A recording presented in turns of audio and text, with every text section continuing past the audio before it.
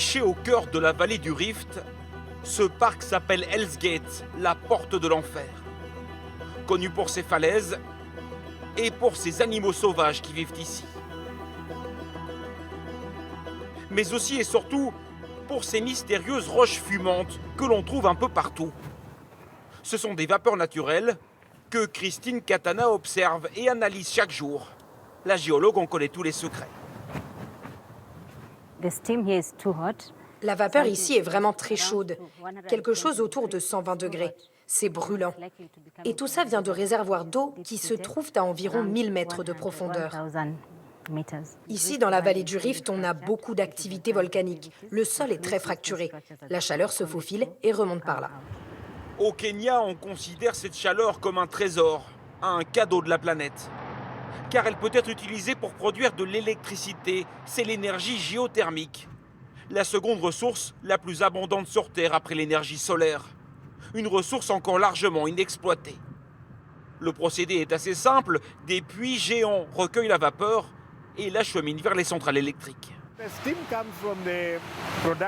La vapeur arrive des puits d'extraction et passe par ce réseau de gros tuyaux. Cyrus Karingiti est l'un des pionniers de la géothermie au Kenya. Il est ingénieur dans la centrale d'Olkaria depuis 34 ans. Il y a ici 5 centrales en tout et une 6e est en construction. Elles alimentent un tiers du pays en électricité.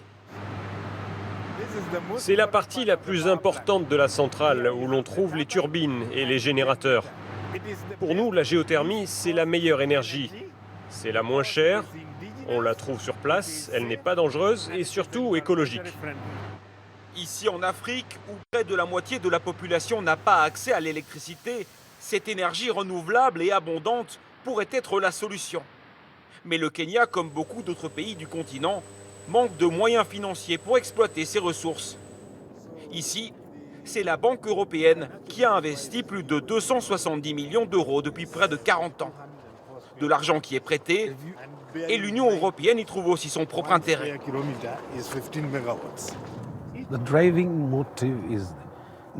Ce qui nous pousse à agir, ce n'est pas seulement le réchauffement climatique, c'est aussi pour améliorer les conditions de vie des gens. Et pourquoi c'est important? Parce que l'Europe fait face à de nombreux défis. Les migrations, la résolution des conflits. L'énergie, c'est capital pour le développement. Ces 10 dernières années, l'Europe a investi plus de 26 milliards d'euros en Afrique, dont 5 pour le développement des énergies propres. C'est le continent où elle investit le plus. D'ici quelques mois, quand les infrastructures tourneront à plein régime, Olkaria deviendra la plus grande centrale géothermique du monde.